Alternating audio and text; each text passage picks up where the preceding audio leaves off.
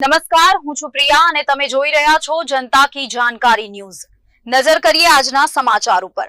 આંતરરાષ્ટ્રીય હિન્દુ પરિષદના રાષ્ટ્રીય અધ્યક્ષ પ્રવીણ તોગડિયા ડીસા હિન્દુ ધર્મશાળા ખાતે કાર્યકર્તાઓ સાથે બેઠક યોજી। પ્રવીણ તોગડિયાએ ગૌ કતલખાના મુદ્દે સરકાર સામે પ્રહાર કર્યા। બનાસકાંઠાના વેપારી મથક ડીસામાં આજે વિશ્વ હિન્દુ પરિષદના આંતરરાષ્ટ્રીય પ્રમુખ પ્રવીણ તોગડિયા જે ડીસાની મુલાકાતે પધાર્યા હતા ત્યારે હિન્દુ ધર્મશાળા ખાતે આંતરરાષ્ટ્રીય હિન્દુ પરિષદના હોદ્દેદારો અને કાર્યકર્તાઓ સાથે બેઠક યોજી હતી। પ્રવીણ તોગડિયાજીએ જૂના સંગઠનના કાર્યકર રાહુલ મહેશ્વરીના ઘરની મુલાકાત લઈ શુભેચ્છાઓ પાઠવી હતી। ડીસાની મુલાકાત દરમિયાન પ્રવીણ તોગડિયાએ અનેક મુદ્દાઓ પર પોતાની સ્પષ્ટ વાણી રજૂ કરી હતી। બનાસકાંઠાના ડીસામાં પ્રવીણ તોગડિયા સંગઠનના જૂના કાર્યકરના ઘરે આજે પહોંચ્યા હતા જેમાં પ્રવીણ તોગડિયાએ ગુજરાતમાં વધી રહેલા ગૌ કતલખાના મુદ્દે સરકાર સામે આકરા પ્રહાર કર્યા। તેમણે સ્પષ્ટ શબ્દોમાં કહ્યું કે ગુજરાતમાં નહીં પરંતુ દેશના કોઈપણ ખૂણે ગાયની હત્યા થવી જ ન જોઈએ। આ પ્રસંગે તેમણે વડાપ્રધાન નરેન્દ્ર મોદીના 75મા જન્મદિવસે શુભેચ્છા પાઠવી। તેમણે કહ્યું કે દેશના વડાપ્રધાનને હંમેશા શુભકામનાઓ હોય છે અને આ અવસર પર પણ હું તેમને શુભકામનાઓ પાઠવું છું। એશિયા કપ ટૂર્નામેન્ટમાં ભારત પાકિસ્તાન મેચ મુદ્દે તેમણે તીખો પ્રહાર કર્યો।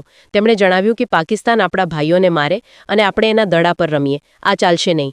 જો એ મારે તો આપણે મિસાઇલ મારવાની હોય, દડા રમવાનો નથી, એમ તોગડિયાએ કડક શબ્દોમાં કહ્યું। ડીસામાં ગૌશાળાની જમીન પર બની રહેલા વોટર ટ્રીટમેન્ટ પ્લાન્ટ મુદ્દે તેમણે અભિપ્રાય આપ્યો। તેમણે કહ્યું કે ગૌશાળાની જમીન ક્યારેય છીનવાઈ નહીં અને ગૌ માતા માટેનું આશ્રયસ્થાન હંમેશા ગૌશાળાની જમીન જ રહેવું જોઈએ। તો આમ પ્રવીણ તોગડિયાની ડીસા મુલાકાતે સ્થાનિક સંગઠનના કાર્યકરોમાં નવચેતના જગાવી હતી।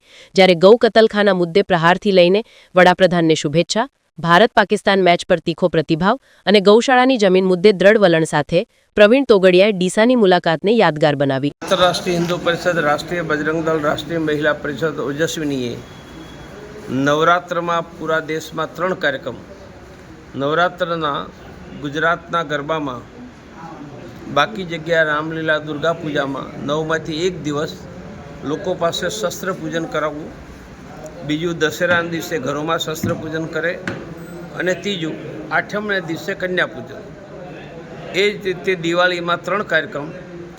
દિવાળી અમાસને દિવસે દરેક હિન્દુ ઘરમાં લક્ષ્મી પૂજન કરે, અઠવાડિયા પહેલાં ઘરની સફાઈ કરીને જૂના સારા કપડાં ગરીબોને આપે અને ગરીબ બાળકોને મીઠાઈ આપે। આવા અમારા 6 કાર્યક્રમ આગામી સમયમાં છે।